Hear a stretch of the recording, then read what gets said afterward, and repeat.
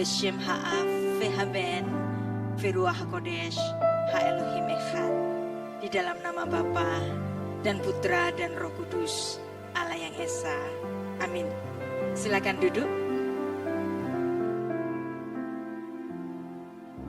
Shalom. Ini kali kedua saya berdiri di sini untuk pendalaman iman. Dan di waktu yang lalu saya mendapatkan masukan dari beberapa penatua di gereja ini bahwa setiap Kamis itu seperti Bible study. Nah, kalau Bible study, wow, itu gue banget.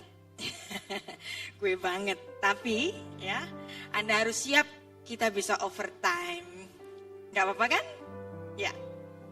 Kita akan belajar mengenai satu tema yang biasanya kita anggap biasa atau bahkan kita salah paham mengenai Farisi. Ya. Apa yang Anda dapatkan dari kata Farisi? Kesan apa yang Anda temukan dari kata Farisi? Apa? Sok pinter. Apalagi? Munafik. Terus apa? Menyerang Yesus yang jelek-jelek. Tapi malam ini saya mau bilang kepada Anda semua bahwa the Pharisee isn't what you think. Bahwa Tuhan Yesus sendiri adalah seorang rabi dari mazhab Farisi. Yang artinya Tuhan Yesus sendiri orang Farisi. Di mana buktinya? Nah, malam ini kita akan belajar bersama-sama, ya.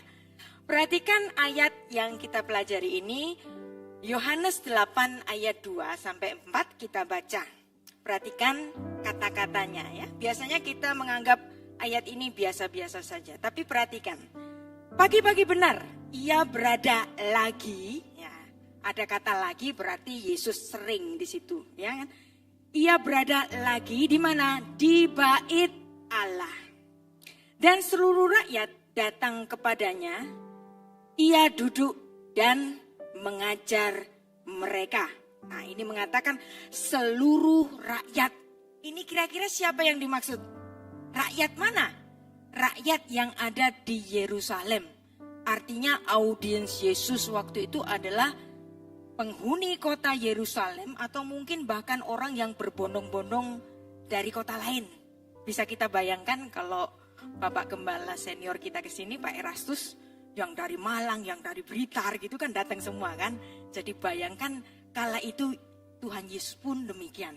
Nah, kemudian perhatikan ayat 3. Maka ahli-ahli Taurat dan orang-orang Farisi. Nah, perhatikan ya. Membawa kepadanya seorang perempuan yang kedapatan berbuat zina. Nah, ini cerita lain ya.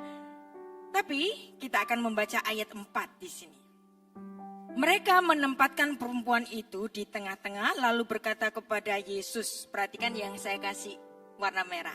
Rabi, perempuan ini tertangkap basah ketika ia sedang berbuat zina. Nah, ini kalau perempuan yang berbuat zina ini kasus yang lain. Tapi yang saya mau soroti di sini, dan mari kita soroti bersama-sama, ada Tuhan Yesus di bait Allah, di hadapan rakyat di Yerusalem, yang bukan cuman rakyat di Yerusalem, mungkin juga dari kota-kota lain, mengajar di bait Allah. Kemudian Yesus Kristus mendapat panggilan dari orang-orang Farisi dan ahli Taurat, ya, rabi.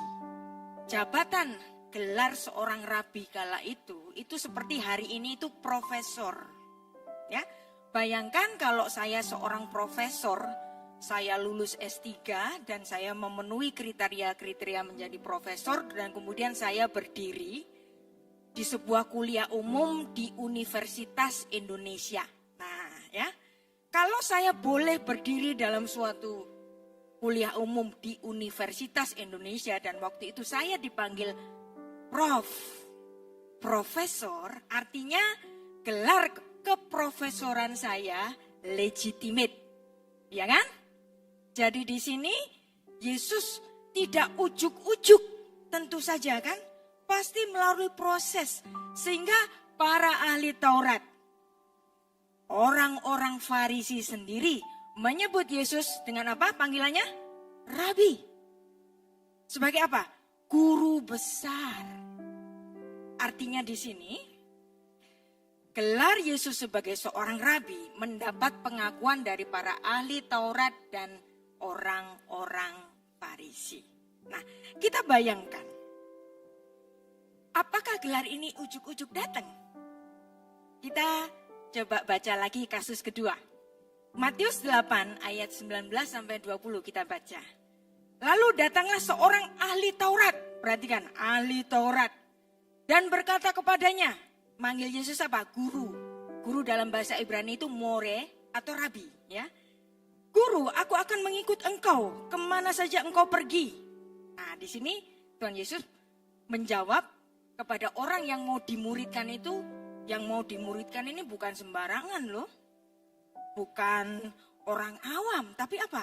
Seorang ahli Taurat. Manggil Yesus apa? Guru, more, rabi.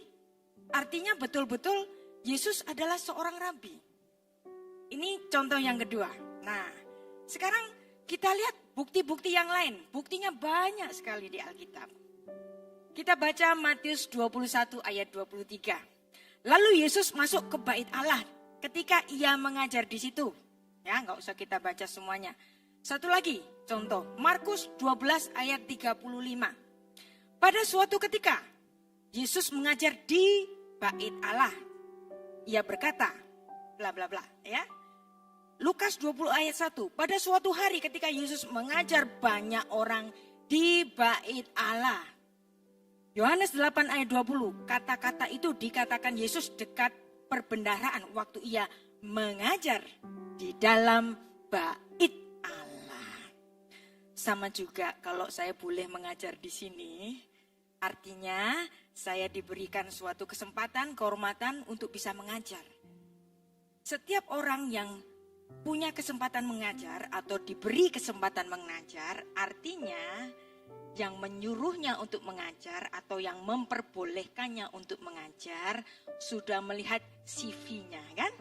Nah, Anda lihat di sini, Yesus hampir tiap hari ketika di bait Allah bertemu dengan orang banyak dan mengajar di situ, dan Yesus dipanggil apa tadi? Rabi. Dan satu lagi, ya. Ada seorang pejabat Sanhedrin. Apa itu Sanhedrin? Mahkamah agama. Beit Din Hagadol. Salah satu pejabatnya namanya Nikodemus, ya. Yohanes 3 ayat 1 sampai 2. Adalah seorang Farisi bernama Nikodemus. Ia datang pada waktu malam kepada Yesus. Kami tahu bahwa engkau datang sebagai guru yang diutus Allah, sebab tidak seorang pun yang dapat mengadakan tanda-tanda yang engkau adakan itu jika Allah tidak menyertainya. Nah, nama Nikodemus itu ada di dalam Talmud dan namanya dalam bahasa Ibrani itu Nakdimon Ben Gurion. Orang ini termasuk orang yang penting ketika ada pemberontakan yang ada di Yerusalem pada tahun 70 Masehi. Dan dia adalah pejabat di mahkamah agamanya orang Yahudi. Perhatikan ketika dia bertemu Tuhan Yesus. Dia memanggil Yesus dengan panggilan kalau saat ini itu apa? Profesor. Yesus dipanggil Rabi. Yang artinya gelar Yesus itu tidak ujuk-ujuk datang. Nah, bagaimana Yesus itu kok bisa dipanggil Rabi? Profesor zamannya Yesus, Rabi, profesor. Dan yang manggil itu juga profesor juga. Siapa? Nakdimon Ben Gurion, karena dia adalah pejabat tinggi di Sanhedrin, mahkamah agama Yahudi. Nah, sekarang kita akan mempelajari bagaimana orang Yahudi itu punya wajib belajar. Namanya hinuk. Apa itu hinuk? Hinuk itu dedication, arti harfiahnya. Tapi arti kontekstualnya adalah pembelajaran. Nah, wajib belajarnya orang Yahudi yang pertama adalah mikra. yaitu kewajiban orang Yahudi untuk membaca Torah yang dimulai dari umur 5. Kemudian yang kedua itu Mishnah. Mishnah itu mulai umur 10 tahun, kira-kira kalau sekarang itu SD. Nah, yang ketiga adalah mitzvot pada usia 12 tahun atau 13 tahun. Ya. Pada zaman Yesus itu mulai 12 tahun. Anda harus ingat, kapan Tuhan Yesus itu dibawa ke Yerusalem, ke Bait Allah pada usia 12 tahun, dan di situ adalah usia bar mitzvah. Nah, di sini kemudian ada usia Talmud, ya. Sesuai dengan Pirkei Avot 5:21 ada jenjang yang keempat, itulah sampai keempat ini adalah jenjang wajib belajarnya orang Yahudi. Jadi paling enggak sampai ke jenjang keempat ini. Di antara murid-murid dari Beit Talmud ini dipilih murid-murid terbaik. Nah, di antara murid-murid terbaik itu kemudian dipilih untuk masuk ke sekolah tinggi kerabian. Ya, namanya Beit Midrash, ini jenjang kelima. Nah, setelah jenjang kelima Beit Midrash ini, lulusannya baru boleh mengajar. Mengajarnya kapan? Mengajarnya nanti ketika dia umur 30 tahun. Jadi ada sekolah kerabian pada zaman Yesus Kristus itu 2, ya. Yang pertama adalah Beit Hillel, yang kedua adalah Beit Shammai. Dua-duanya ini adalah Beit Midrash. Apa itu Midrash? Midrash itu sekolah kerabian, ya, yang kemudian kata Midrash itu diserap dalam bahasa Indonesia, namanya sekolah madrasah. Nah, kata madrasah ini dari apa? Dari kata Midrash ini. Nah, Yesus lulusan dari salah satu dari 2 Beit Midrash, yang pertama Beit Hillel, yang kedua Beit Shammai. Apa itu Beit Hillel dan Beit Shammai? Nanti kita akan pelajari. Menurut penelitian banyak scholar Bible itu memandang bahwa Yesus adalah lulusan dari sekolah kerabian Beit Hillel. Makanya karena dia lulusan dari sekolah legitimate kerabian, makanya Yesus itu disebut dengan rabi. Kalau enggak, tiba-tiba ujuk-ujuk datang, ngajar, punya akses enggak untuk masuk ke Bait Allah. Orang juga enggak bisa sembarangan masuk ke Universitas Indonesia atau Universitas Gajah Mada kalau dia tidak memiliki gelar legitimate untuk mengajar. Maka Yesus untuk masuk ke Bait Allah sebagai pengajar tentu tidak ujuk-ujuk langsung tampil, enggak, pasti punya proses. Nah, kalau Yesus berproses, maka kita pun harus berproses. Setiap orang tanpa kecuali semuanya melalui proses. Dan proses itu tidak akan mengingkari hasil.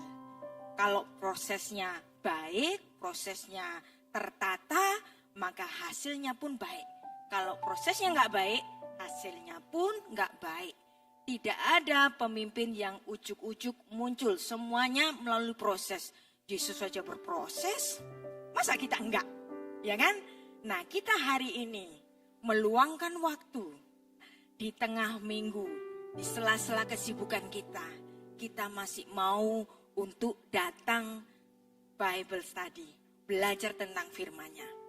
Kita banyak sekali mendengarkan khotbah, kata-kata motivasi, tapi tentu saja kita perlu meluangkan waktu untuk belajar. Nah, hari ini kita akan mempelajari bersama. Kenapa Yesus Kristus dipanggil Rabi? Kenapa orang-orang itu banyak yang salah paham terhadap orang-orang Farisi? Padahal Yesus pun memuridkan orang-orang Farisi. Dan orang-orang Farisi, mereka pun sangat berjasa pada kehidupan Yesus Kristus. Contohnya apa? Ketika Tuhan Yesus mati di kayu salib, siapa yang ngurusin mayatnya Tuhan Yesus? Ada 2 orang Farisi. Masih ingat namanya? Nikodemus dan Yusuf Arimatea. Dua-duanya pejabat di Sanhedrin dan mereka dua-duanya orang Farisi. Jadi coba buang sebentar kalau kita itu punya mindset yang buruk terhadap Farisi. Farisi orangnya munafik, sok keminter dan macam-macam, ya kan? Tapi kita melihat bahwa Tuhan Yesus pun bagian dari orang Farisi. Memang ada di antara orang Farisi itu yang sombong-sombong, ya sama kayak hari ini kan. Kita kadang-kadang menemui pendeta yang baik banget. Tapi kita sering juga menemui pendeta yang baik cuman di mimbar. Tapi kemudian begitu dia turun, wah karakter pendetanya nggak ada sama sekali. Dahulu dan sekarang itu sama saja. Orang Farisi zaman dahulu juga sama saja. Ada yang baik dan ada yang enggak. Nah sekarang banyak orang bertanya, di mana Yesus berada ketika dia berusia 12 sampai 30 tahun. Kira-kira Yesus kemana ini? Nah orang banyak berspekulasi dan itu dikatakan sebagai the lost year of Jesus. Nah Yesus Kristus itu cuman ditulis itu masa kecilnya itu pendek-pendek saja. Misalnya Lukas 2 ayat 21. Dan ketika genap 8 hari. Nah ini ketika Yesus telah lahir ke bumi dan kemudian usia 8 hari ya. Kita kan dekat-dekat Natal kemarin ya. Kalau Yesus itu lahirnya 25 Desember, 8 hari kemudian itu 1 Januari. Nah 1 Januari tahun baru itu adalah hari penyunatan Yesus Kristus yang waktu itu equal dengan tanggal 2 Tevet yang ada hubungannya dengan hari raya Yahudi Hanukkah. Dan disitulah dia disunatkan. Lalu kemudian langsung loncat. Nggak cerita apa-apa yang cuma diceritakan sedikit. Yesus dilarikan ke Mesir dan kemudian kembali ke Tanah Suci. Langsung loncat ke ketika Yesus itu umur 12 tahun. Antara umur 1 dan 12 ngapain? Ya, Yesus berproses. Nanti kita akan pelajari di situ. Ketika Yesus masuk umur 12 tahun, dia menjadi anak hukum, bar mitzvah. Kita baca Lukas 2 ayat 42. Ketika Yesus telah berumur 12 tahun, pergilah mereka ke Yerusalem, seperti yang lazim pada hari raya itu.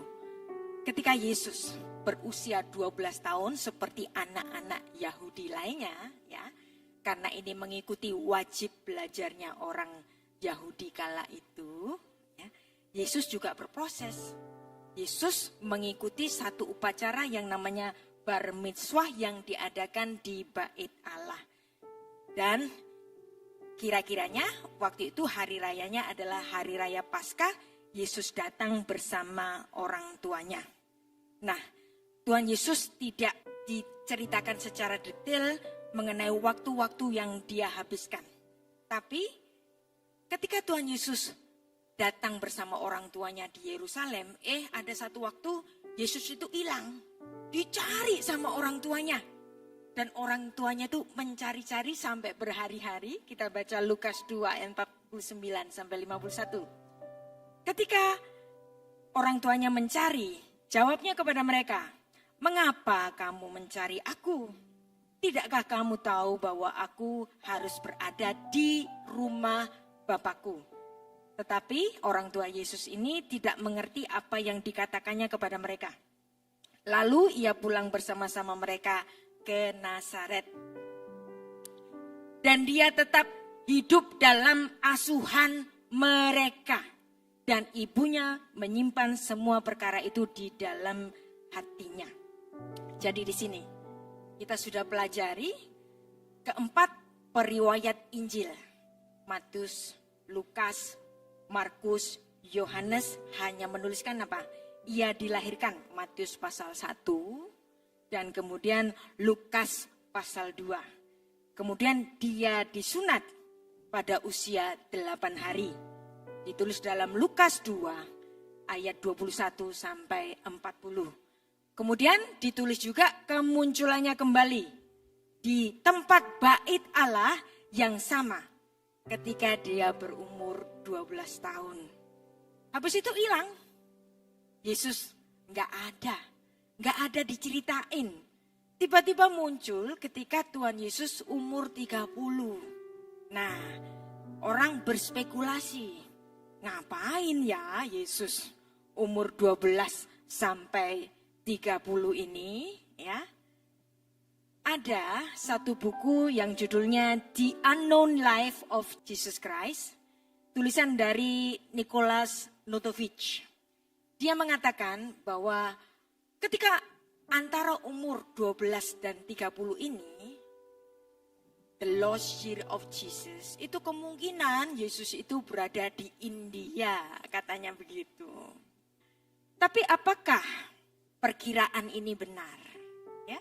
Kalau kita melihat tadi, jenjang wajib belajarnya orang Yahudi apa? Sampai ke Beit Talmud, setelah Beit Talmud masuk ke Beit Midrash, baru kemudian dia boleh mengajar.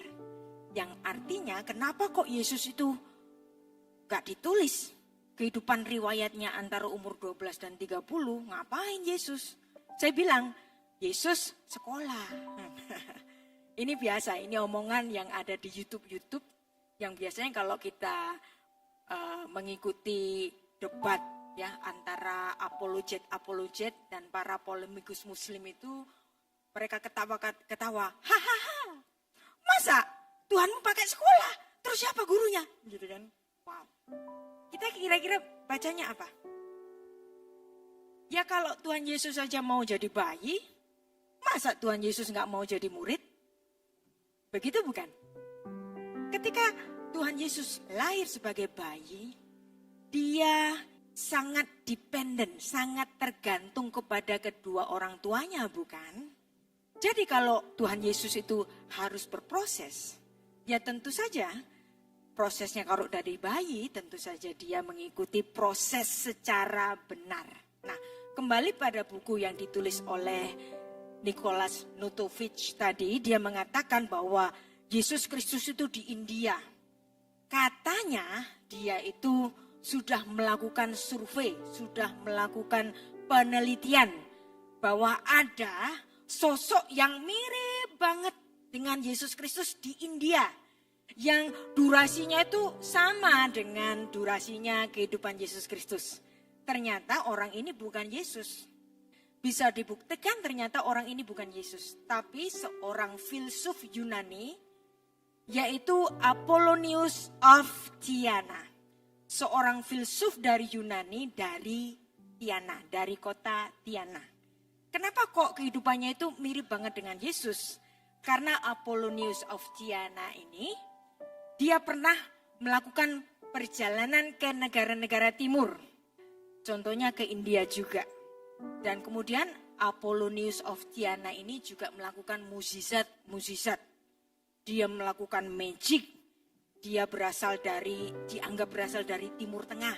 Nah, kemudian dia hidup pada abad pertama. Dia bisa meramalkan masa depan, bisa bernubuat. Si Apollonius of Tyana ini, dia dianggap mengerti bahasa binatang. Tapi Apollonius of Tyana ini bukan Yesus. Dia sosok yang lain. Jadi kalau ada anggapan Tuhan Yesus itu pernah ke India, itu bukan Yesus. Tapi sosok yang lain. Yang mirip. Yang dianggap Yesus Kristus. Tapi sebenarnya dia bukan Yesus Kristus, tapi siapa? Seorang filsuf Yunani dari kota Tyana, yaitu Apollonius of Tyana.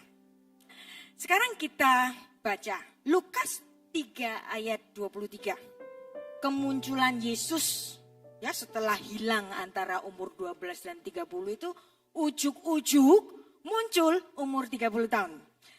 Kita baca Lukas 3 ayat 23. Ketika Yesus mulai pekerjaannya, ia berumur kira-kira 30 tahun. Dan menurut anggapan orang. Nah ini kan terjemahan. Tapi terjemahan ini saya kurang suka. Sebenarnya terjemahan yang benar menurut anggapan orang ini seharusnya dia diperhitungkan. Diperhitungkan apa? Ia adalah anak Yusuf, anak Eli. Ya. Kemudian di sini orang kemudian menyalah-nyalahkan. Biasa. Debat apologet yang biasa kita baca di medsos. mereka mengatakan silsilah Yesus Kristus itu salah banget. Kenapa kok salah banget? Karena Yesus dikatakan sebagai anaknya Yusuf. Kan Yesus bukan anaknya Yusuf. Kan yang menjadikan Maria itu sampai hamil itu apa? Ketika Maria dinaungi oleh Roh Kudus, berarti bukan anaknya Yusuf dong. Itu tulisan di Injil Lukas maupun Injil Matius itu pasti salah. Karena dua-duanya menganggap Yesus adalah anaknya Yusuf. Kira-kira kita jawab apa dong? Oh ya, kan Yusuf bukan bapak biologisnya Yesus. Waduh nih, kita punya Alkitab nih salah gitu kan. Nah makanya ketika kita belajar tentang Alkitab, kita juga perlu untuk mempelajari budaya kala itu. Ini yang namanya antropologi budaya Yahudi yang berkaitan dengan Yesus Kristus. Maka saya harus mengambilkan sumber ekstra biblikal. Dari mana? Dari Talmud. Nah biasanya kalau saya ngomongin Talmud ya, para hater saya itu ngebully saya. Ya biasa kalau berani ngomong di YouTube itu berani juga dibully, ya kan? Tapi pembicara-pembicara di GSKI termasuk Pak Erastus kayaknya harus kebal dibully. Bulian itu makanan kita sehari-hari. Yang penting kalau mereka itu membuli, kita memiliki argumentasi yang kuat. Nah, ketika saya mengambilkan sumber ekstra biblikal, saya ambilkan hukum Yahudi tentang adopsi. Ya. Sumbernya sumber ekstra biblikal yang diambil dari Sanhedrin 19b ayat 13. Saya bacakan. Ya. Shekol hamegadel yatom betok beito heela alaf hakatuf keilu yaldu. Nah, ini sumber Talmud Yahudi yang mengatakan barang siapa mengasuh anak yatim di rumahnya maka itu menjadi terhitung bahwa merekalah yang melahirkannya. Nah, terus kemudian sumber Shemot Rabbah 46 ayat 5. Hamegadel af velo hamolit. Dia seorang bapak yang membesarkan seorang anak harus disebut ayahnya walaupun bukan dia yang memperanakkannya. Perhatikan Shemot Rabbah 46 ayat 5 ini. Seorang yang membesarkan anak walaupun itu bukan anak biologisnya maka itu terhitung sebagai bapaknya sendiri. Nah, berdasarkan dua hukum Yahudi, maka yang ditulis oleh Matius dan yang ditulis oleh Lukas, dua-duanya benar. Karena seorang anak adopsi terhitung sebagai anak orang itu sendiri. Maka ketika Matius maupun Lukas mengatakan bahwa Yesus terhitung sebagai anaknya Yusuf, maka penulisan silsilahnya Tuhan Yesus dapat dibenarkan. Nah, biasanya para hater saya ngomong begini, Talmud itu baru ditulis abad 4 Masehi, yang artinya itu lebih muda daripada tulisan di Perjanjian Baru. Tapi Anda harus tahu, dalam filsafat Yahudi ada dua macam literatur. Yang pertama, Torah Sheviktaf, yaitu Torah yang tertulis. Apa itu Torah yang tertulis? Torah yang tertulis adalah Torah yang ditulis oleh Musa. Yang kedua, literatur kedua, namanya Torah Shef-al-Peh, Torah di mulut. Itu yang biasanya kita kenal dengan tradisi lisan. Yang artinya tradisi lisan itu seiring dengan jalan kehidupan sejarahnya orang Yahudi.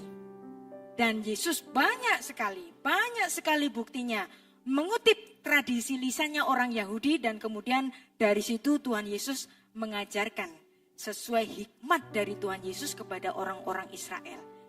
Jadi di sini artinya, walaupun Talmud ditulis dalam periode abad kedua sampai abad ke-8, ya, bukan berarti tradisi lisan itu lebih mudah daripada tulisan perjanjian baru, ya kan? Kalau dia dicatat atau dibukukan pada abad kedua sampai abad ke-8, bukan berarti tradisi lisan itu baru ada. Termasuk tadi yang saya bacakan, mengenai hukum tentang adopsi, yang dapat kita pakai untuk dapat mengerti kenapa Matius dan Lukas mencatat nama Yusuf sebagai bapaknya Yesus dalam silsilahnya. Nah, melalui ini kita dapat mengerti. Makanya ya, belajar Alkitab perlu juga mempelajari antropologi budaya kala itu. Kenapa Yesus boleh dipanggil Rabi? Kenapa Tuhan Yesus bisa masuk, punya akses untuk mengajar di Bait Allah? Gak sembarangan orang bisa mengajar di Universitas Indonesia. Gak sembarangan orang bisa mengajar di Universitas Erlangga atau Universitas Gadjah Mada. Dia harus lulus apa? Lulus kesarjanaan, baru dia bisa boleh mengajar. Demikian pula Yesus Kristus. Katakanlah ada orang pinternya setengah mati. Orang sedunia bilang dia orang pinter. Tapi kalau dia nggak punya akses, tidak ada gelar kesarjanaan, bisakah dia mengajar dalam suatu kuliah umum, dalam suatu universitas? Nggak bisa. Setidaknya orang itu diakui dengan gelar setidaknya apa? Doktor honoris causa atau profesor honoris causa. Yang keilmuannya itu diakui. Demikian juga Yesus Kristus. Nah, jadi inilah yang sudah kita pelajari. Satu lagi kita mempelajari Torah Sheviktav, yaitu hukum dalam antropologi budayanya orang Yahudi. Yaitu hukum Yahudi mengenai usia pelayanan. Hukum Yahudi mengenai usia pelayanan. Umur 25 adalah usia apprentice, usia magang. Nah ini Yesus itu lulus kira-kiranya umur 25. Ketika dia umur 25 itu adalah tahap magang. Belum boleh langsung mengajar di suatu kuliah umum di Bait Allah, itu belum boleh. Kapan dia boleh mengajar di hadapan orang banyak? Yaitu umur 30. Ditulis di mana di sini? Ditulis di Khulin 24a. Nah lagi-lagi, wah Bu Rita ini Yahudi banget. Wah kita mau dijadiin Yahudi apa? Enggak ya. Kita tetap orang Kristen. Ketika saya mengutip hukum-hukum Yahudi adalah untuk memberikan pengertian bagi kita lebih dalam. Nah, ceritanya kita kan sedang Bible study. Di hari Kamis ini kan, hari Kamis itu enggak seperti ibadah biasanya, kita khusus untuk Bible study. Nah, kalau kita Bible study, literatur utama kita tentu saja Alkitab. Dan kalau saya mengambilkan sumber-sumber ekstra biblikal, ini bukan berarti menambahkan kitab suci, enggak. Ini hanya untuk memberikan suatu penegas, suatu bukti sejarah, suatu filsafat bagaimana orang-orang Yahudi dalam kehidupannya pada zamannya Tuhan Yesus kala itu. Ya kan? Jadi jangan takut sama saya. Banyak gereja itu yang takut sama saya. Jangan biarkan Bu Rita itu ngajar, nanti kamu dijadiin Yahudi. Enggak. Karena saya sendiri pun enggak mau jadi Yahudi. Kenapa? Jadi orang Yahudi itu ribet. Kenapa? Mereka ada di dalam kuk hukum Taurat yang kalau diperinci itu 613 hukum-hukumnya. Masih tambah lagi apa? Ajaran-ajaran para rabi yang menjadi hukum-hukum tambahan. Nanti kita akan belajar ini.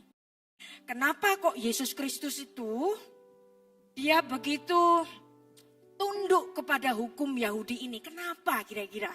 Ini pasti ada alasannya. Yang pertama, Tuhan Yesus tidak mengingkari proses. Tuhan Yesus datang ke bumi berproses seperti kita, ya. Dan dia berproses secara sempurna untuk menjadi orang yang sempurna, berjuang untuk kesempurnaan, dan itu menjadi teladan bagi kita. Kalau Yesus datang jadi Superman, Tuhan Yesus gak bisa jadi teladan. Itulah yang diajarkan oleh Bapak Gembala senior kita, bukan? Yang kemudian orang nyinyir. Ngapain? Yang penting kan sudah keselamatan. Mengaku Yesus itu mati di kayu salib, kita selamat. Udah. Enggak, ya. Yesus untuk melalui proses itu, dia bekerja keras, dia berproses, dia berusaha untuk hidup sempurna. Nah, dan kita akan membaca bagaimana hukum Yahudi itu hanya membolehkan orang yang baru berumur 30 tahun baru boleh melayani di kemah suci. Bilangan 4 ayat 3. Kita baca. Hitunglah yang berumur 30 tahun ke atas sampai yang berumur 50 tahun. Semua orang kena wajib tugas supaya mereka melakukan pekerjaan di kemah pertemuan. Wow. Jadi kebiasaannya orang Yahudi, hukum Yahudi yang hanya membolehkan lulusan Beit Midrash hanya boleh mengajar ketika dia sudah mencapai umur 30 tahun. Yesus tidak mau menabrak proses itu. Yesus nunggu sampai dia berumur 30 tahun baru dia mengajar sesuai apa? Sesuai hukum Taurat yang ditulis dalam Bilangan 4 ayat 3 ini. Dan kemudian 2 Samuel 5 ayat 4. Di situ juga ada satu penegasan. Daud berumur 30 tahun pada waktu ia menjadi raja. 40 tahun lamanya ia memerintah. Nah, ini juga menjadi satu penegasan kenapa Yesus baru muncul umur 30 tahun. Maka kita baca lagi Lukas 3 ayat 23. Ketika Yesus memulai pekerjaannya, ia berumur kira-kira 30 tahun. Jadi apa yang ditulis oleh Lukas 3 ayat 23 ini merujuk kepada kita untuk meneladani suatu proses yang dijalani oleh Yesus Kristus. Dan ketika dia berumur 30 tahun, dia mengambil gulungan dari kitab Yesaya dan dia mengatakan, ketika aku membacakan ini, apa yang dinubuatkan telah terjadi. Lukas 4 ayat 17 ayat 20 sampai 21. Kita baca ya. Kepadanya diberikan kitab Nabi Yesaya, yaitu Yesaya 61 ayat 1 sampai 2. Dan setelah dibukanya, ia menemukan nas di mana ada tertulis, Roh Tuhan ada padaku, oleh sebab ia telah mengurapi aku untuk menyampaikan kabar baik kepada orang-orang miskin. Dan ia telah mengutus aku untuk memberitakan pembebasan kepada orang-orang tawanan dan penglihatan bagi orang-orang buta, untuk membebaskan orang-orang yang tertindas, untuk memberitakan tahun rahmat Tuhan telah datang. Kemudian ia menutup kitab itu, memberikannya kembali kepada pejabat, lalu duduk, dan mata semua orang dalam rumah ibadah itu tertuju kepadanya. Ayat 21. Lalu ia mulai mengajar mereka, katanya, pada hari ini genaplah nas ini sewaktu kamu mendengarnya. Kalau saja audiens Yesus waktu itu sensitif. Di situ adalah pernyataan Yesus yang pertama bahwa akulah yang menggenapi segala nubuat tentang Mesias yang dijanjikan. Tapi mereka tidak langsung mengerti, bukan? Ya, demikianlah orang Israel pun perlu proses, ya. Nah, beberapa minggu ini, dan ini sudah masuk ke pelajaran yang ketiga mengenai monoteisme yang diajarkan oleh Bapak Gembala senior kita, Bapak Erastus, ya. Yang kedua dan yang ketiga itu membahas tentang Yohanes pasal 1. Nah, ada yang menarik yang dikritisi oleh Pak Eras. Yohanes 1 ayat 14, ya. Pak Eras mengkritisi tentang penerjemahan ayat ini. Firman itu telah menjadi manusia dan diam di antara kita. Dan kita telah melihat kemuliaannya, yaitu kemuliaan yang diberikan kepadanya sebagai anak tunggal Bapa penuh kasih karunia dan kebenaran. Yang dikritisi oleh Pak Eras, firman itu telah menjadi manusia. Padahal bahasa aslinya nulis apa di sini? Kai hulogos sak egeneto. Dan logos itu ya sak egeneto, menjadi daging. Ya, menjadi daging bukan menjadi manusia. Kalau menjadi manusia, ini maknanya itu bisa melenceng, kita bisa salah tafsir. Manusia adalah manusia seutuhnya. Tapi Yesus Kristus di sini ditulisnya apa? Menjadi daging. Masuk ke perutnya Maria, berproses 9 bulan, kemudian lahir sebagai bayi, kemudian kanak-kanak, kemudian usia sekolah, dan kemudian dia lulus dan baru dia bisa mengajar. Yang artinya di sini Alkitab menuliskan kepada kita, Yesus tidak lahir sebagai manusia super, enggak. Yesus berproses. Ya, kadang-kadang ada terjemahan-terjemahan yang memang kurang tepat. Tapi bagi saya enggak usah takut dengan terjemahan yang kurang tepat. Karena apa?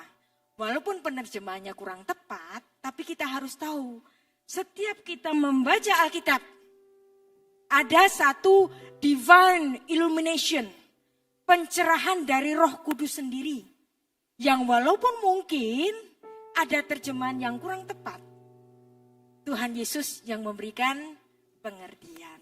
Demikian pula malam ini, saya bisa salah kata, ya, saya bisa kepleset lidah, ya. Mohon dimaafin, namanya juga manusia. Tapi jangan takut. Ada Roh Kudus yang ada di dalam hati Anda masing-masing yang nanti memberikan divine nation, memberikan pengertian bagi Anda. Termasuk juga apa? Serial Logos dan juga sekarang masuk apa? Monotheism. Banyak orang nggak ngerti, banyak orang salah paham. Gak usah kesusu untuk harus mengerti saat ini. Kadang-kadang pengertian itu harus berproses, sama juga saya. Pemahaman saya tentang Tuhan 10 tahun yang lalu dengan hari ini beda kok. Ya kan? Saya bisa kepleset lidah waktu itu, tapi hari ini pengertian tentang Tuhan bisa berubah. Karena iman berproses. Jadi jangan takut. Seandainya kita menerima pengajaran-pengajaran, ini susah, ini makanan keras, gak usah takut. Anda minta pertolongan dari Roh Kudus. Bukankah kita semua memahami ada divine illumination, ada pencerahan ilahi, yang dimana Tuhan Yesus sendiri memberikan pengertian kepada kita melalui mulut-mulut hamba Tuhan. Hamba Tuhan bisa kepleset lidah, pengajaran hamba Tuhan bisa kita salah pahami, ya kan? Nah, gak usah kesusu. Karena pengertian tentang Tuhan itu perlu proses. Nah, sekarang kita pahami. Tuhan Yesus pun memproses murid-muridnya. Ya, next. Ketika kita tadi sudah belajar mengenai Beit Midrash. Ada 2, Beit Hillel dan Beit Shammai. Nah, kalau Yesus memuridkan juga, artinya ada sekolah madrasah yang ketiga, bukan? Apa itu namanya? Beit Yeshua. Jadi sekolah yang dimuridkan sendiri oleh Rabi Yesus. Dan Yesus Kristus ini memproses sendiri siapa? Murid-muridnya. Selama 3,5 tahun. Anda tahu, kalau orang-orang itu sudah dimuridkan di dalam satu Beit Talmud, kemudian dimuridkan oleh Yesus. Hari ini S2 itu cukup 2 tahun, ya kan? Masuk ke S3 2 tahun lagi. Dan di sini Anda lihat, Yesus Kristus memuridkan 12 muridnya. Ring pertama, ring keduanya apa? 70 murid-murid. Nah, semuanya dimuridkan oleh Yesus dalam kurun waktu 3,5 tahun. Yang artinya murid Yesus ini orang sekolahan atau bukan? Jelas orang sekolahan. Yesus seorang guru besar, punya akses ngajar di Bait Allah. Dia memuridkan sendiri murid-muridnya 12 dan 70, ya kan? Setiap hari. Yang artinya murid-murid Yesus ini yang 12 orang maupun yang 70, kelompok 70, dua-duanya menjadi seorang guru besar sama-sama. Yang ngajar siapa? Tuhan Yesus sendiri, ya kan? Nah, di sini ada proses. Tuhan Yesus nggak pakai bim salah bim. Petrus, wah kamu nelayan toh? Nggak langsung bisa khotbah, enggak. Ya, perlu apa? 3,5 tahun untuk dimuridkan. Setelah Yesus naik ke surga, di situ sudah terjadi inaugurasi untuk murid-muridnya untuk menjadi pengajar-pengajar. Yang ngajari siapa? Guru yang super besar. Bukan cuma guru besar biasa, guru yang super besar. Tuhan Yesus sendiri selama 3,5 tahun. Nah, sekarang kita akan belajar mengenai mazhabnya orang Yahudi. Mazhab, ya, next. Mazhab Yudaisme pada zaman Yesus Kristus. Yang pertama, yang terbesar, yang paling elit. Nah, yang paling elit adalah orang-orang Farisi. Yesus Kristus ada di bagian ini. Yesus Kristus ada di bagian elite, cendekiawan Yahudi. Makanya dia bisa mengajar di Bait Allah. Dan kemudian ada mazhab Saduki. Jadi mereka yang mengikuti atau bahkan keturunannya Imam Sadok. Jadi makanya namanya golongan Saduki. Kemudian ada mazhab Esseni. Apa itu mazhab Esseni? Mazhab Esseni adalah mazhab yang khusus menarik dirinya dari kesenangan duniawi. Ya, jadi mereka hidup untuk orang-orang miskin. Mereka banyak menyokongi orang-orang miskin dan sebagian dari mereka itu tidak menikah. Jadi hidup membiara. Salah satu rumah dari orang Esseni ini nanti dipakai oleh Tuhan Yesus ketika Yesus mengadakan perjamuan terakhir di loteng atas. Ada yang bilang, enggak, itu enggak mungkin ada orang Esseni. Ada banyak sumber-sumber sejarah yang mengatakan bahwa orang Esseni pun tinggal di Yerusalem. Karena di tembok Yerusalem itu ada pintu khusus yang namanya Esseni Gate. Dan Yesus memiliki hubungan yang erat dengan orang-orang Esseni ini. Nah, orang-orang Esseni inilah yang mereka banyak menyalin kitab suci, yang kemudian ketika ada perang besar di Yerusalem, kemudian mereka menyimpan semua literaturnya, perpustakaannya itu ke dalam gentong-gentong. Nah, kemudian gentong-gentong itu dilarikan kemana? Di dekat Laut Mati.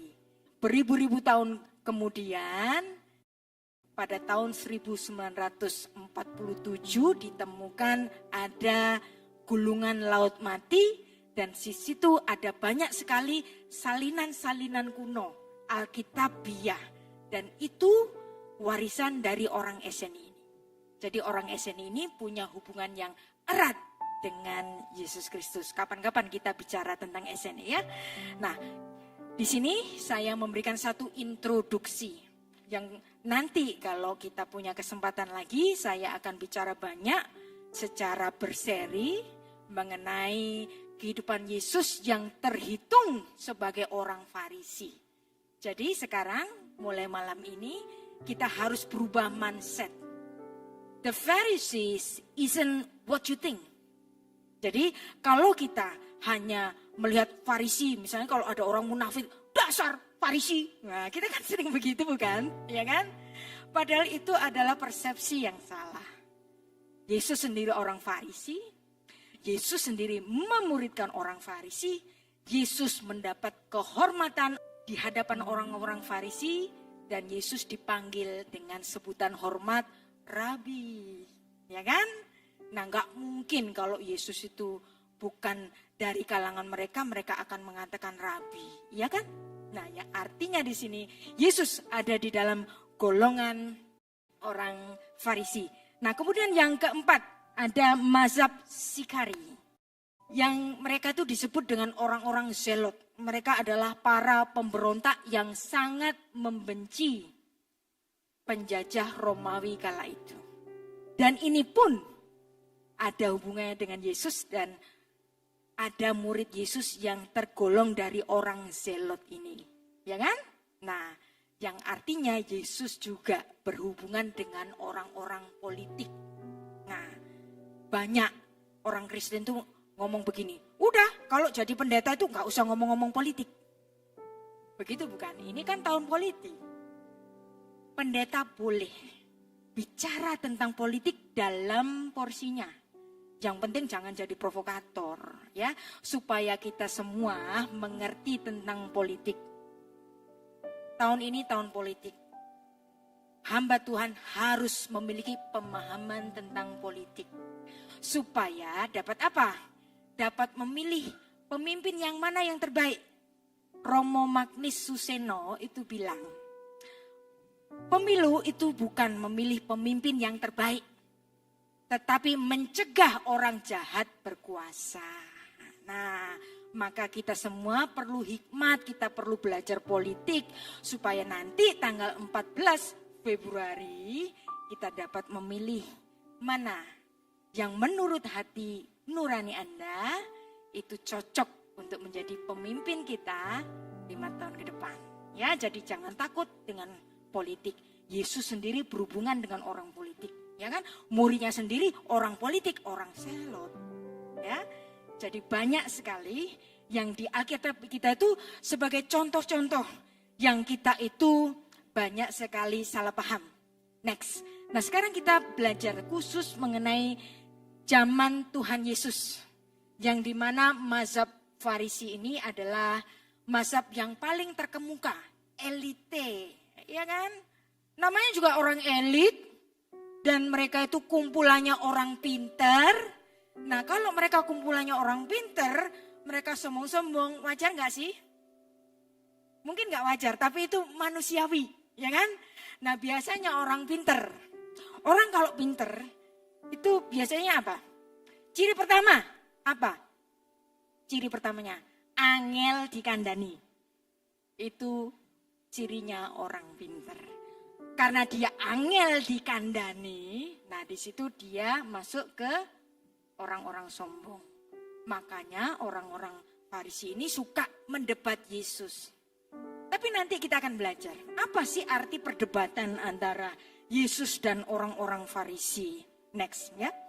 Di sini ada sebuah buku yang ditulis oleh Harvey Falk, ya. Next. Judulnya Jesus and the Pharisees.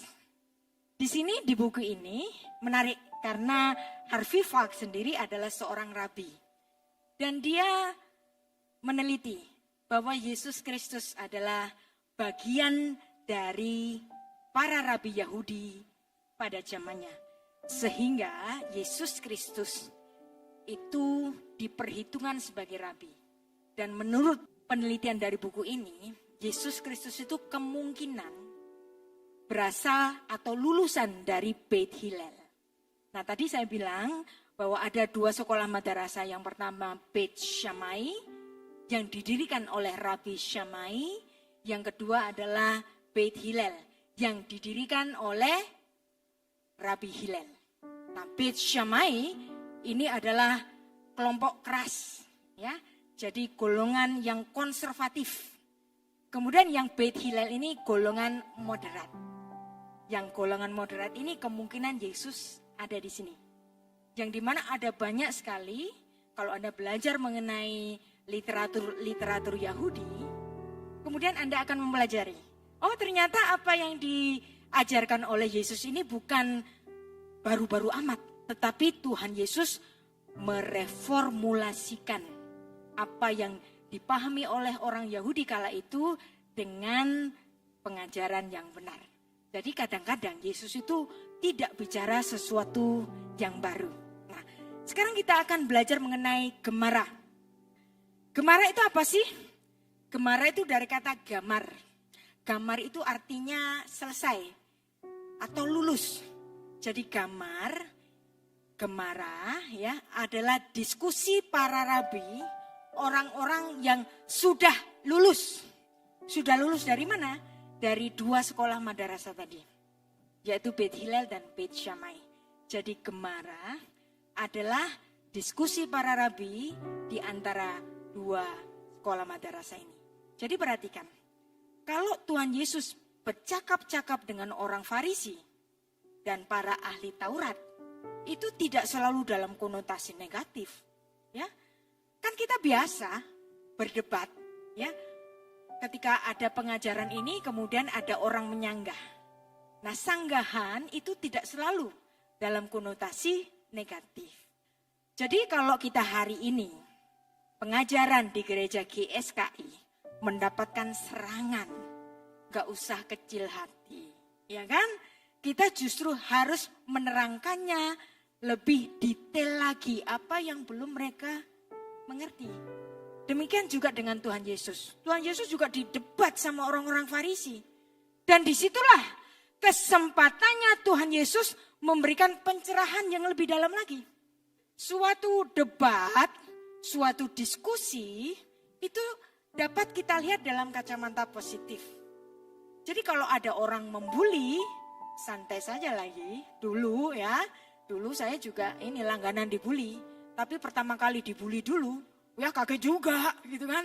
Wah kaget, stres juga. Tapi lama-lama kebal. Kalau ada orang membuli kita dari apa yang kita paparkan, artinya dia memiliki satu demand. Demand apa? Penjelasan yang lebih jelas lagi. Jadi serangan itu tidak harus kita lihat sebagai suatu serangan. Artinya kita memiliki tugas untuk memberikan apa? Memberikan penjelasan lebih dalam dan lebih dalam lagi. Gak usah heran, kita semua dan semua kita diguncangkan ketika ada seri pengajaran Logos, ya kan? Nah, di situ ada yang setuju, ada yang nggak setuju, banyak yang nggak setuju. Akhirnya apa? Diadakan serial baru lagi, monotheism. Supaya apa? Apa yang diajarkan kemarin, apa yang diajarkan yang membuat banyak orang salah paham, ya, di situ ada kesempatan lagi untuk menjelaskannya. Wong Yesus saja waktu itu dikatakan sesat, ya kan? Bahkan mau dilempari batu, itu Tuhan Yesus. Jadi kalau hari ini kita dilempari batu melalui Facebook, melalui Instagram, melalui YouTube, ya kan? Itu artinya apa? Kita semua memiliki tugas masing-masing untuk dapat menjelaskannya lebih dalam, ya. Dan itu menyemangati kita.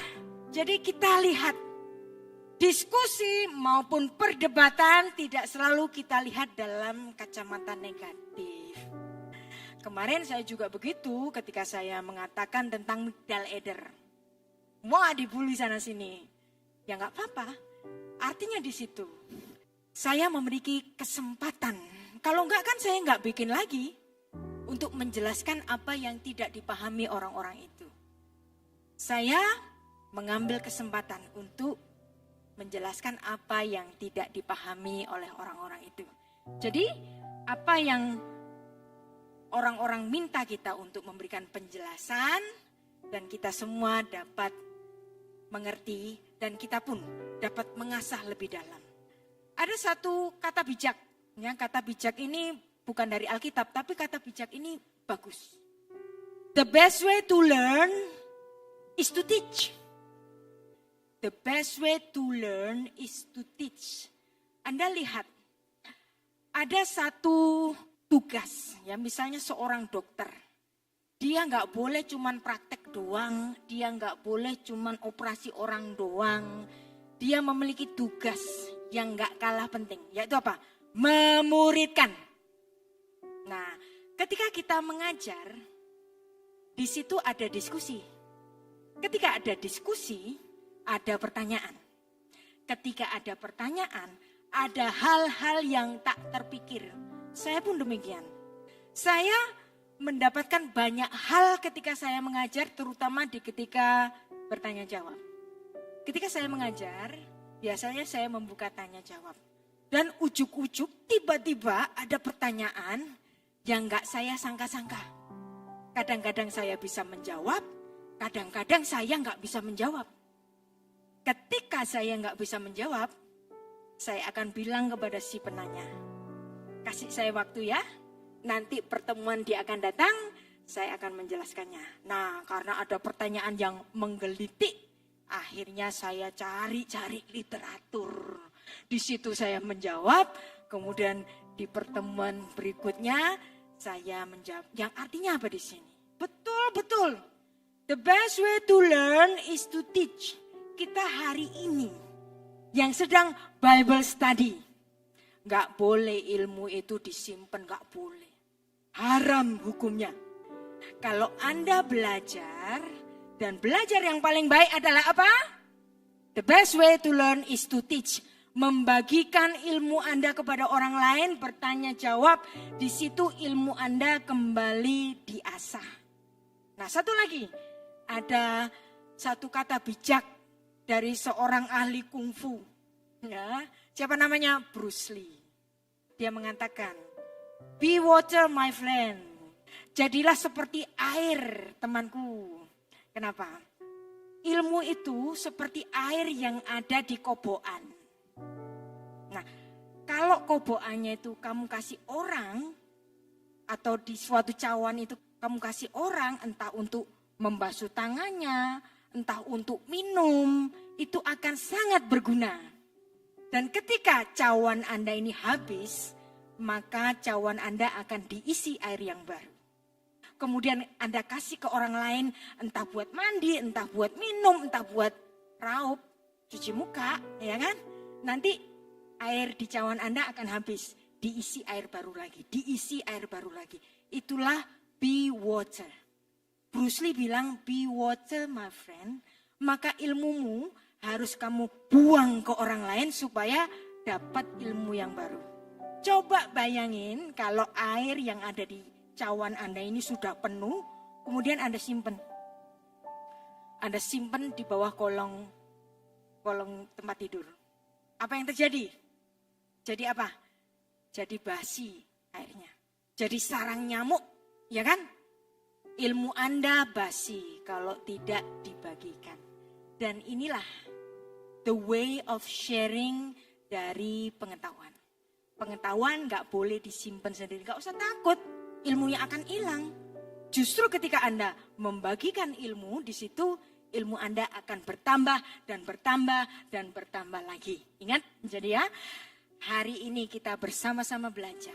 Tapi besok ngomong-ngomong sama teman, ya, ngomong sama pegawai, ngomong sama tetangga, bicarakan tentang firman Tuhan. Di situ sedikit demi sedikit Anda sudah mengajar. Ngajar itu enggak selalu harus di depan kelas, atau di mimbar, atau di suatu kuliah umum. Enggak, ya. Anda mengajar kepada orang dekat Anda, teman, ngomong dikit-dikit, bagi firman, bagi pengetahuan. Nah, di situ be water. Ya, be water my friend. Kalau airnya disimpan apa? Airnya basi. Jadi apa? Jadi sarang nyamuk.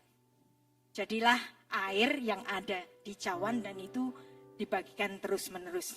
Sekarang next kita akan belajar tentang Rabi Hillel. Rabi Hillel adalah pendiri dari sekolah kerabilan Beit Hillel. Nah, dia pernah menjadi pemuka dari Sanhedrin. Dan yang kedua, yang tadi saya bilang, Beit Shammai, yaitu Rabi Shammai. Next, Rabi Shammai ini dia hidup pada zamannya Tuhan Yesus sampai tahun 10 Masehi. Jadi Tuhan Yesus masih menangi Rabi Shammai ini. Jadi di sini ada dua orang cendekiawan terkemuka yang mendirikan sekolah kerabian. Dan mereka melahirkan cendekiawan-cendekiawan yang hebat-hebat. Sekarang kita akan belajar mengenai karakter Beit Hillel dan Beit Shammai. Karakter Beit Hillel dan karakter Beit Shammai. Ada dua guru rabi yang hebat ini. Yang satu Beit Hillel, dia memiliki satu karakter yang moderat. Jadi ngajarnya enak-enak, halus-halus. Dan kemudian ada Beit Shammai, yaitu Rabi Shammai yang sangat konservatif. Nah, di sini Tuhan Yesus pernah mengutip pengajaran dari Rabi Shammai. Kapan kira-kira? Menurut pemahaman dari buku tadi, yaitu buku yang ditulis oleh Harvey Falk tadi, ketika Tuhan Yesus ditanya, boleh nggak sih bercerai gitu kan? Nah, di situ Tuhan Yesus mengutip dari pengajaran Rabi Shammai. Boleh kalau salah satunya berzina. Nah, itu pengajaran dari Rabi Shammai. Jadi kadang-kadang Tuhan Yesus bisa mengutip pengajaran dari Rabi Hillel, kadang-kadang Tuhan Yesus bisa mengutip dari Rabi Shammai juga. Sekarang kita akan belajar mengenai satu orang yang bernama Rabban Gamaliel. Siapa Rabban Gamaliel? Rabban Gamaliel ini adalah guru besar yang sangat dibanggakan oleh Rasul Paulus. Dia mengatakan, aku seorang Yahudi, berasal dari mazhab Farisi, yang hidup dari jejak-jejaknya seorang guru besar yaitu Rabban Gamaliel. Kenapa Rabi Gamaliel ini disebut Rabban? Nah, Rabban itu adalah bentuk plural dari Rabi. Rabi itu bentuk singular, Rabban itu bentuk plural. Yang artinya kalau hari ini, kalau Rabi itu guru saja, tapi Rabban ini guru besar. Jadi Rabban Gamaliel dia adalah seorang guru besar, seorang yang disegani. Itulah kenapa Paulus begitu membanggakan bahwa dia adalah murid dari Rabban Gamaliel. Nah, Rabban Gamaliel ini dalam Berachot 28b itu menulis bahwa Rabban Gamaliel ini adalah seorang nasi Sanhedrin. Nasi Sanhedrin, istilah ini ditujukan kepada siapa? Ditujukan kepada presiden. Ya, misalnya kalau hari ini ada Presiden Jokowi, bahasa Ibraninya nasi Jokowi. Nah, jadi kenapa orang ini begitu dibanggakan? Karena dia adalah presidennya. Presidennya apa? Presidennya Beit Din Hagadol, mahkamah agamanya orang Yahudi yang sangat terkemuka. Dia adalah presiden nasi Rabban Gamaliel. Nah, jadi artinya di sini kita mendapati apa yang tertulis dalam Yohanes 3 ayat 2. Dituliskan, Nikodemus di situ kita baca, Yohanes 3 ayat 2. Rabi, kami tahu bahwa engkau datang sebagai guru yang diutus oleh Allah. Yang ngomong ini siapa? Nakdimon Ben Gurion, Nikodemus. Bahwa dia betul-betul secara legitimit adalah seorang rabi besar. Nah, sekarang bagian yang terakhir. Kayaknya saya sudah overtime. Nggak apa-apa toh? Nggak apa-apa ya? Mantap kan? Kita belajar. Kita ambil dari bukunya Profesor Eli Lisorking Eisenberg next. Did Jesus build fences around the Torah? Ya, apakah Yesus membangun pagar di sekitar Torah? Nah, di sini dalam halaman 14 bukunya Profesor Eli ini saya akan mengutipnya. Bahwa Rabi Yeshua membangun pagar batasan hukum Taurat. Bahasa Ibraninya Shiyak la Torah. Building fences around Torah. Kenapa Tuhan Yesus kok harus taat? Kok harus mengikuti prosedur? Kenapa Yesus enggak nabrak prosedur? Ya, kan gampang. Yesus itu ketika umur 12, Anda bayangkan, sudah membuat para rabi di bait Allah itu terheran-heran. Kok bisa sih anak umur 12 tahun ini begitu pinter? Apa susahnya Yesus mengajar umur 18? Apa susahnya? Bisa, bisa. Ya kan? Apa susahnya Yesus ngajar umur 20? Bisa, bisa banget. Apa susahnya Yesus ngajar umur 25? Gak usah pakai magang-magangan, langsung aja ngajar. Bisa? Bisa. Secara keilmuan, secara kemampuan Yesus sangat bisa. Tapi Yesus gak nabrak dari prosedur itu. Kenapa? Karena apa di sini? Yesus harus memiliki suatu legitimasi untuk building fences around Torah. Apa yang dimaksud dengan building fences around Torah? Apa yang dimaksud dengan membangun pagar di sekitar Torah? Ya, kita baca Pirkei Avot 1 ayat 1. Pirkei Avot 1 ayat 1. Kita baca. La'amot talmidim harbeh. Jadi kalau menjadi seorang rabi yang legitimate, yang bisa mengajar di sekolah umum, di kuliah umum, dia itu memiliki satu tugas. Apa? Tugasnya la'amot talmidim harbeh.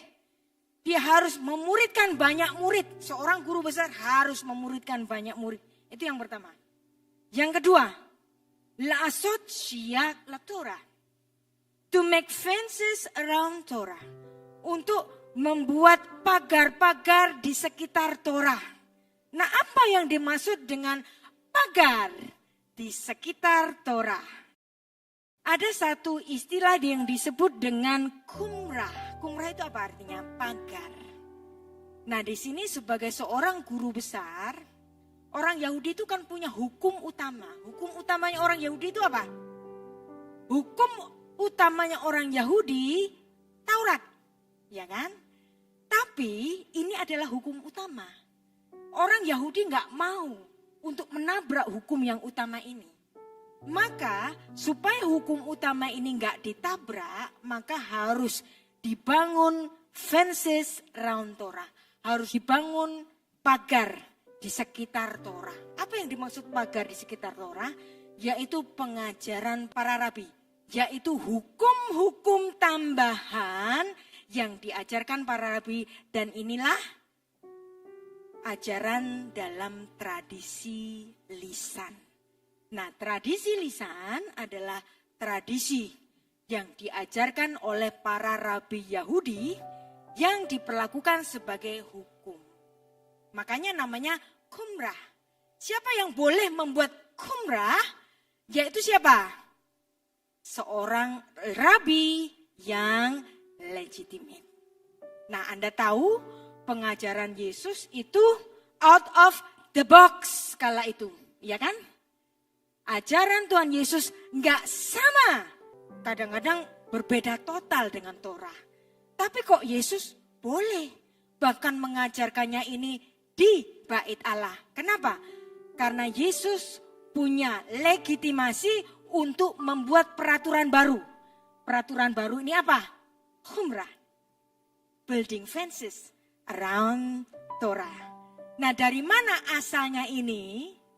Dari mana asalnya tradisi ini? Dari mana? Asalnya dari pembuangan di Babel. Ketika orang Yahudi dibuang ke Babel.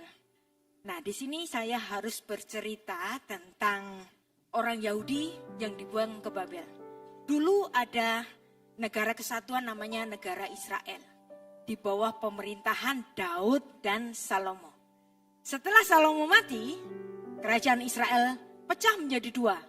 Israel Utara yang disebut dengan Israel, Israel Selatan yang disebut dengan kerajaan Yehuda. Nah, dari sini muncul kata Yahudi. Israel Utara sangat berdosa kepada Tuhan, menyembah ilah-ilah asing, kemudian Tuhan membiarkan 10 suku di utara itu hilang. Biar saja hilang. Mereka tidak setia dengan Adonai Elohim. Kemudian masih ada yang di selatan. Yang di selatan ini lumayan karena masih ada bait Allah di situ. Tapi begitu pun mereka tidak setia dengan Tuhan. Mereka menyembah ilah-ilah asing juga sehingga Tuhan mengizinkan bangsa asing yaitu apa? Nebukadnezar dari Babilonia menyerang kerajaan Yehuda dan kemudian mereka dibuang ke Babel. Nah, mereka dibuang ke Babel selama 70 tahun. Anda tahu, ketika mereka dibuang di Babel, dignitinya hilang. Mosok bangsa pilihan Tuhan kalah sama bangsa kafir, bahkan menjadi orang buangan di mana? Di Babel. Dan ada kesulitan yang kedua. Kesulitan keduanya apa? Saat itu, sistem pengampunan dosa adalah memberikan binatang tahir di bait Allah. Pemberian korban ini hanya dapat dilakukan di satu tempat yang namanya bait Allah. Nah, bayangkan kalau mereka dibuang ke Babel, apa yang terjadi? Apa yang terjadi? Artinya mereka tidak dapat mempersembahkan korban. Artinya apa? Dosa mereka nggak dapat diampuni. Masalah nggak? Masalah banget. Masalah banget kan? Wow. Kemudian saat itu muncullah yang namanya tradisi rabbinik. Nah, disinilah orang-orang yang menjadi guru-guru Israel yang disebut rabi memberikan pagar batasan hukum Taurat yang disebut dengan Humra tadi. Yaitu pengajaran-pengajaran para rabi supaya orang Israel tidak menabrak hukum Taurat, tapi melaksanakan ajaran-ajaran para rabi. Yang pertama apa? Mereka pasti nabrak hukum Taurat karena nggak bisa memberikan korban. Karena mereka di luar Yerusalem.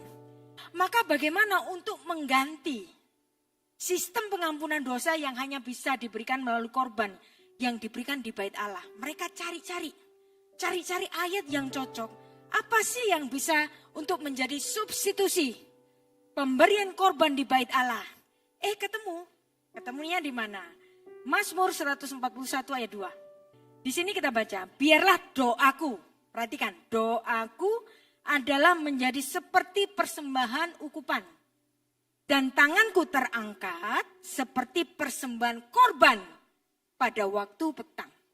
Yang artinya doa di sini, melalui ayat ini dalam Mazmur 141 ayat 2, doa itu equal dengan korban, ya kan? Nah, ini ajarannya para rabi. Kenapa? Karena waktu itu mereka tidak dapat mempersembahkan korban. Ketemu lagi, nanti kita lihat di sini ada pemahamannya orang Yahudi yang ditulis dalam halakiknya orang Yahudi, bahwa sacrifice means giving up something for something else. Jadi di sini Judaism yang awalnya ada di pembuangan di Babel itu mengajarkan bahwa doa menjadi pengganti dari pemberian korban. Nah, dikuatkan dengan Hosea 14 ayat 3. Kita baca. Bawalah sertamu kata-kata penyesalan dan pertobatan kepada Tuhan. Katakanlah kepadanya, ampunilah segala kesalahan sehingga kami mendapat yang baik, maka kami akan mempersembahkan korban. Ya, mempersembahkan yaitu suatu korban, lembu sembelihan, ini bahasa aslinya. Anda lihat di sini ada lagi penerjemahan yang kurang tepat. Maka saya tambahin di dalam kurung itu, yaitu korban lembu sembelihan yang equal dengan pengakuan kami, dengan doa kami. Nah, disinilah Tuhan Yesus sama dengan rabi-rabi besar yang lain. Rabi Yesua memberikan pagar batasan hukum Taurat, yaitu apa? Syiak la Torah, building fences around the Torah, yang diambil dari hukum Ulangan 22 ayat 8, bahwa seperti orang membangun loteng rumah yang harus membangun pagar, demikian juga para guru yang mengajarkan Torah, dia juga diberikan suatu wewenang untuk memberikan hukum-hukum tambahan yang berasal darinya. Nah, sekarang kira-kira apa sih? Syiak la Torah, building fences around the Torah. Ajaran Tuhan Yesus yang tidak sama dengan Torah dan orang Yahudi saat itu bisa menerimanya. Kenapa? Karena Yesus memiliki legitimasi untuk menambahkan hukum yang baru, peraturan yang baru dalam posisinya, jabatannya sebagai rabi. Maka Yesus harus mencapai jabatan rabi dengan legitimasi supaya Yesus boleh di hadapan hukum Yahudi menambahkan suatu tatanan baru. Tatanan barunya di mana? Nah, kita biasanya itu tidak merasa bahwa sebenarnya Tuhan Yesus menambahi hukum yang baru, hukum yang di luar dari hukum-hukum yang dilaksanakan orang Yahudi. Contohnya di mana?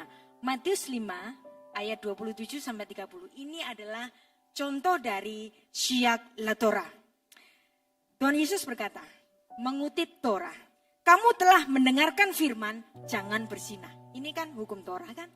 Jangan berzinah. Salah satu dari 10 firman.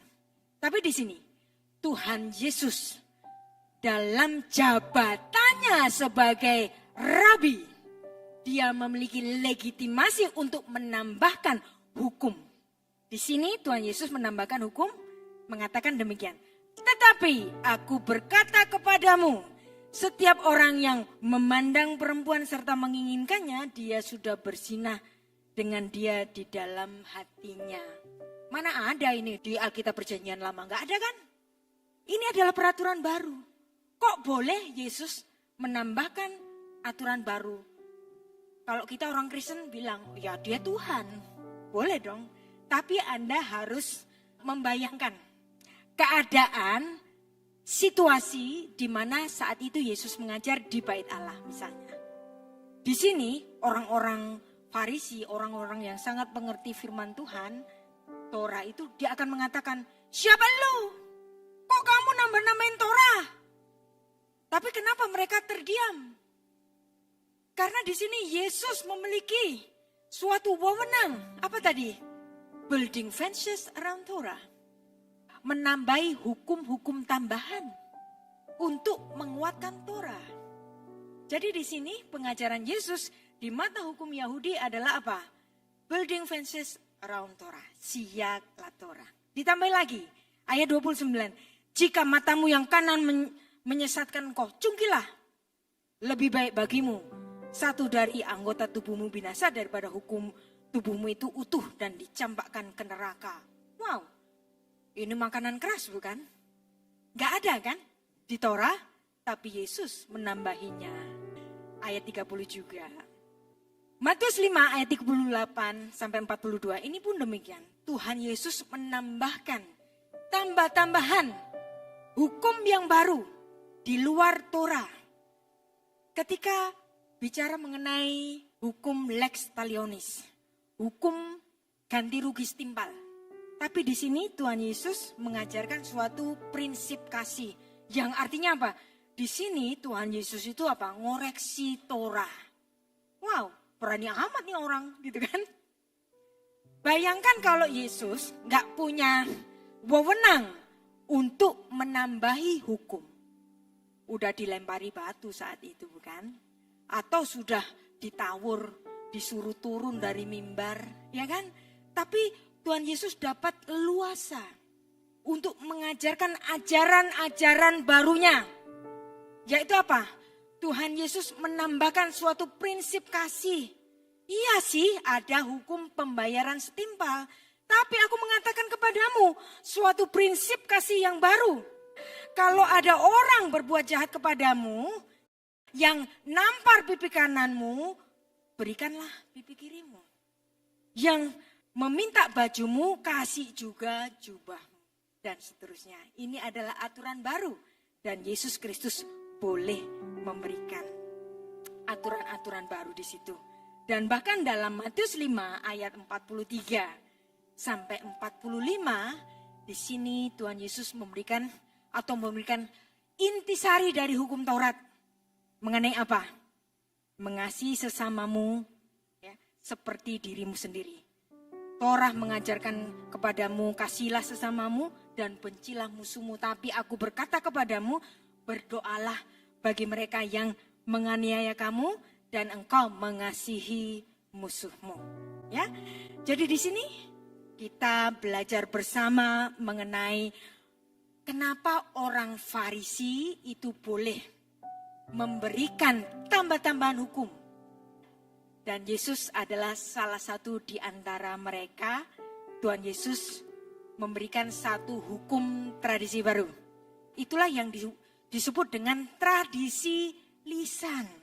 Dan tradisi lisannya Tuhan Yesus ini dituliskan oleh murid-murid Tuhan Yesus dalam kitab Injil yang hari ini, malam ini kita baca bersama.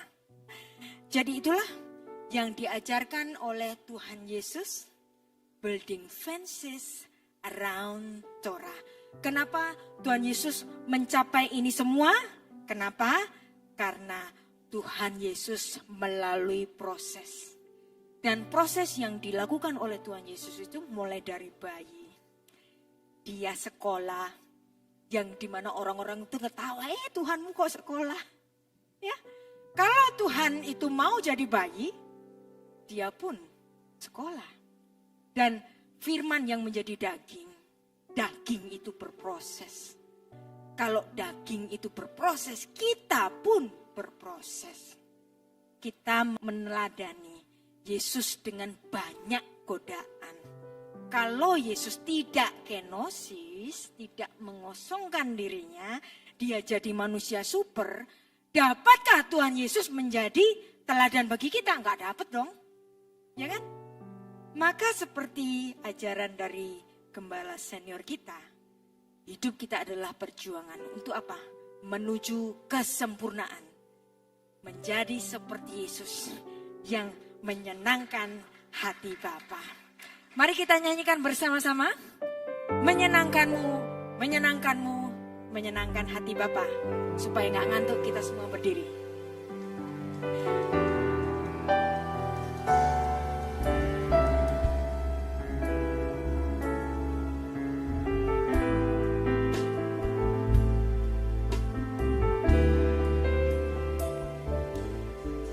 Lebih dari segalanya, dalam segala perkara, selalu melakukan kehendak Bapa. Dari waktu ke waktu, dimanapun berada, selalu menyenangkan hatimu Bapa. Dengan berlomba memandang anak domba, memenuhi bagian dalam kekudusan. Tekadku mengenakan serupa Yesus Tuhan, sesuai rancangan-Mu yang semula.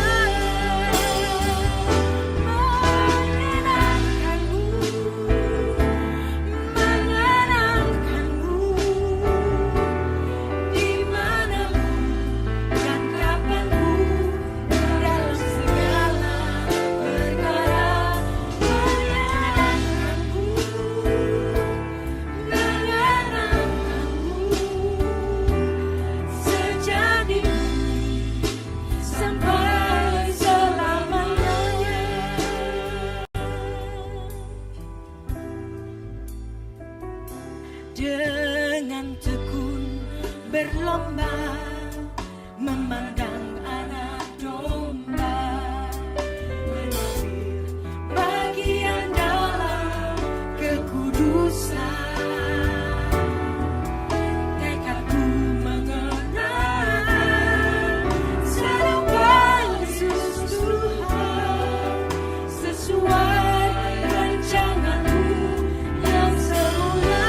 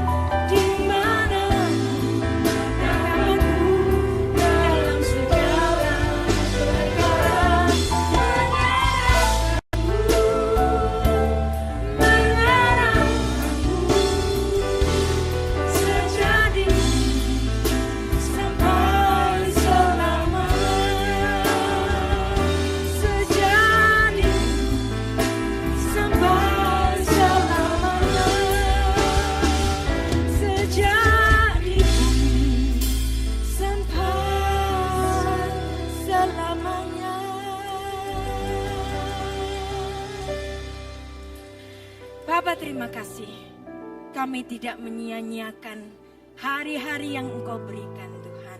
Dengan bersama-sama belajar, kami saling mengasah firman-Mu yang begitu indah untuk dapat kami renungi dari hari demi hari, dan kami akan membagikannya kepada orang-orang lain, dan kami pula mengajarkannya dengan bentuk-bentuk yang sederhana pula Tuhan kepada orang-orang yang kami temui untuk dapat memberikan dan men-sharingkan apa yang kami sudah pelajari selama ini. Terima kasih Tuhan untuk kebahagiaan-Mu. Terima kasih untuk kesempatan yang begitu indah yang telah Engkau berikan kepada kami semua. Hamba-Mu berhenti berbicara. Apapun yang hamba-Mu bicarakan, ada hal-hal yang tidak sempurna. Tuhan sendirilah yang menyempurnakan. Tuhan memberikan divine illumination kepada anak-anak-Mu yang mendengarkannya Tuhan. Kalaupun hamba-Mu bicara dengan tidak sempurna dan ada salah kata, Tuhanlah yang memberikan pengertian untuk dapat diterima kepada orang-orang yang mendengarkan dan bersama-sama belajar pada malam ini. Terima kasih Tuhan, hamba-Mu selesai bicara, tapi Roh Kudus-Mu terus akan mengajar. Sebentar lagi Tuhan kami akan pulang. Kiranya damai berkat yang dari Allah Bapa, kasih karunia dari Yesus Kristus, dan berkat penyertaan dari Roh Kudus menyertai kami semua dari hari ini sampai selamanya. Dan Tuhan memberkati pula hari-hari kami di bumi Indonesia, yang hari-hari ini kami akan menyongsong satu penghelatan besar di negara kami Tuhan, pemilu 14 Februari. Tuhan memberikan kedamaian dan memilihkan bagi kami pemimpin yang sungguh-sungguh Engkau beri mandat. Beshem ha'a vehaben veruah hakodesh ha'elohim echad. Di dalam nama Bapa dan Putra dan Roh Kudus, Allah yang Esa. Amin. Sampai bertemu. Terima kasih.